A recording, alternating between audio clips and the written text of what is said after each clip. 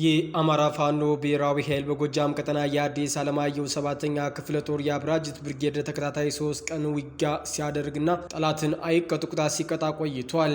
አሸባሪው ጣረሞት ላይ ያለው ስርዓቱ ንጹሃንን መረሸን መዝረፉን አጠናክሮ ቀጥሏል ተባለ። ያገዛዙ 2 ጄኔራሎች ታመው ኮማ ውስጥ ናቸው ተብሏል። የአሜሪካ መንግስት ኢትዮጵያን ጨምሮ በ36 ሀገራት ላይ የጉዞ እገዳ የመጣል እቅድ አለው ተባለ። ሰላም ጤና ይስጥልኝ የተከበራችሁና የተወደዳችሁ አድማጭ ተመልካቾች የዘወትር ሰላምታ ይድረሳችሁ። የሰዓቱ ዜናዎችን ይዘን ቀርበናል። ቻናሉን ሰብስክራይብ፣ ላይክ፣ ሼር በማድረግ እንድትከታተሉን እያሳሰብን ወደ ዕለታዊ የዜና ፕሮግራማችን አለፍን። የአማራ ፋኖ ብሔራዊ ኃይል በጎጃም ቀጠና የአዲስ ዓለማየሁ 7ኛ ክፍለ ጦር የአብራጅት ብርጌድ ለተከታታይ 3 ቀን ውጊያ ሲያደርግና ጠላትን አይቀጡ ቅጣት ሲቀጣው ቆይቷል። ነበልባሎቹ ወደ ቀጠናው የመጣውን የብርሃኑ ጁላ ዘራፊ ቡድን አስከሬኑን በየመንገዱ እያንጠባጠበ እንዲመለስ አድርገውታል። በትናንትናው ዕለት ሰኔ 8 2017 ዓ.ም ቀኑን ሙሉ በዋለው ውጊያ ጠላት ኮሜ ዘሜ ቤተ ንጉስ ሴጎ ላይ ሲያስጨንቁት ውለዋል። የፋኖ ክንድ መቋቋም ያቃተው ዘራፊ ቡድን ወደ ኋላ በመመለስ ደጃት ላይ አይቀጡ ቁጣት ተቀጥቷል። በዚህ አውደ ውጊያ 17 የጠላት ኃይል ሲደመሰስ ከ9 በላይ ቁስለኛ ማድረግ ተችሏል። ዘራፊ ቡድኑ የማህበረሰቡን ሀብት ንብረት በመዝረፍና በማውደም ንጹሃንን ከባድ መሳሪያ በማቁሰል ቁጭቱን በህዝብ ተወጥቷል። በተያያዘ ዜና የወራሪውና ዘራፊው የብርሃኑ ጁላ ሰራዊት መፍረሱ እንደቀጠለ ነው ተባለ። በዛሬው ዕለት አንድ አድማ ብተና ተላጓሉ ብርጌድን፣ 2 መከላከያ አዋበል መብረቁ ብርጌድን፣ 1 መከላከያ ከነ ስናይፐሩና 2 ሚሊሻዎች ከነ ሙሉ ትጥቃቸው አብራጅት ብርጌድን ተቀላቅለዋል ተብሏል። በአጠቃላይ ወደ አዲስ ዓለማየሁ 7ኛ ክፍለ ጦር 5 ክላሽና 1 ስናይፐር ገቢ ተደርጓል። አሸባሪው ጣረሞት ላይ ያለው ስርዓት ንጹሃንን መረሸን መዝረፉን አጠናክሮ ቀጥሏል ተባለ። በንጹሃን ጥላቻ የሰከረው ንጹሃንን መግደል፣ መድፈር፣ መዝረፍ እንደ ድል የሚቆጥረው ስርዓት የቆንጆዎቹን ምት መቋቋም ሲያቅተው የንጹሃንን ሰብል ማውደም፣ እንስሳትን መግደል፣ ቤተ እምነቶችን ማቃጠል፣ የህዝብ መገልገያ ተቋማትን ማውደም መደበኛ የውንብድና ተግባሩ ካደረገው ቆይቷል። በሰኔ 7 2017 ዓ.ም በአማራ ፋኖ ብሔራዊ ኃይል ጎጃም አገው ምድር ምክትል ክፍለ ጦር አቤ ጉበኛ ብርጌድ አሹዳ ቀበሌ ላይ ንጹሃን አርሶ አደሮችን ከመኪና በማስወረድ 2ቱን ያቆሰላቸው ሲሆን አስመራው ደረበ የተባለን አርሶ አደር በአሰቃቂ ሁኔታ ረሽኗል። በተመሳሳይ አንድ በሞተር ስራ ላይ የተሰማራን ወጣት በማገት 110 ሺህ ብር ተቀብለውታል። ስርዓቱ በአማራ ጥላቻ የሰከረ ያበደ ወንበዴ ቡድን ከመሆኑ ባሻገር በማህበረሰባችን ላይ የሚያደርሰውን ውንብድና አጠናክሮ ቀጥሏል። በተያያዘ ዜና የአማራ ፋኖ በጎጃም ቀጠና 9ኛ ሳሙኤል አወቀ ክፍለ ጦር የሰማ ብርጌድና የ8ኛ በላይ ዘለቀ ክፍለ ጦር አባ ኮስትር ብርጌድ በጋራ በመቀናጀት በትናንትናው ዕለት ከደብረ ወርቅ ከተማ በቅርብ ርቀት በሚገኙ ቀበሌዎች በተለምዶ ወፍና አብራጅት ቡሽት ኮኛ እና ተንጉማ በተባለ ቦታ ከጠዋቱ 1 ሰዓት እስከ ምሽቱ 12 ሰዓት ተኩል የአብይን ወራሪ ኃይል ብርሃኑ ጁላ ዘራፊ ቡድን ሲቀጠቅጡት ውለዋል። በጀግኖቹ የሰውማና የአባ ኮስትር ብርጌድ አባሎች ከፍተኛ ምት የደረሰበት የጠላት ኃይል የደረሰበትን ኪሳራ ከፍተኛ ስለነበረ አስከሬንና ቁስለኛ ሰብስቦ ከቀጠናው ለመውጣት ሲከብደው ከፈለገ ብርሃን ከቢቸናና ከደብረ ወርቅ ኃይል በማወጣጣት 4 መኪና ወራሪ ይዞ በመግባት አስከሬኑና ቁስለኛውን በወጉ ሳይሸክፍ በየመንገዱ እያንጠባጠበ እንዲመለስ ሆኗል። መረጃ ይወጣብኛል ብሎ በመፍራት የደብረ ወርቅ ሆስፒታል ሐኪሞችን ስልካቸውን በመቀማት ጠርንፏቸዋል።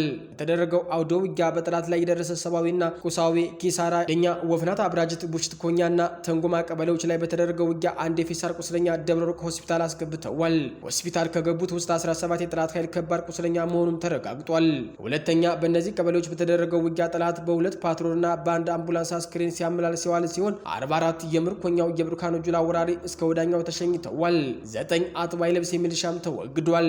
3ኛ መጠለያ ቀበሌ በተደረገው ውጊያ 2 አጥባይ ልብስ የሚሊሻ እስከ ወዳኛው ሲሸኝ 2ቱ ቆስለዋል። የተወገዱት አጥባይ ልብስ የሚሊሾች የሸጋው ምናሉ አጃቢና የቅርብ ቤተሰብ የነበሩ ሲሆኑ በስምም አንደኛው አሊዋ ባተና 2ኛ ወርቁ ድንቋለ በመጨረሻም ከባድ ምት ያስተናገደው ዘራፊ ቡድኑ የማህበረሰቡን ሀብት ንብረት በመዝረፍና በማውደም ንጹሃንን በከባድ መሳሪያ በማቁሰል ቁጭቱን በህዝብ ተወጥቷል።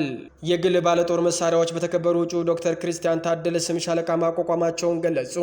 የአማራ ፋኖ ብሔራዊ ኃይል በጎጃም 5ኛ ክፍለ ጦር ነበልባሉ ገረሙ ወንዳወክ ብርጌድ በጣሊያን ቀጠና ያደራጃቸው የግል ባለጦር መሳሪያዎች በተከበሩ እጩ ዶክተር ክርስቲያን ታደለ ስም አንድ ሻለቃ አቋቋሙ።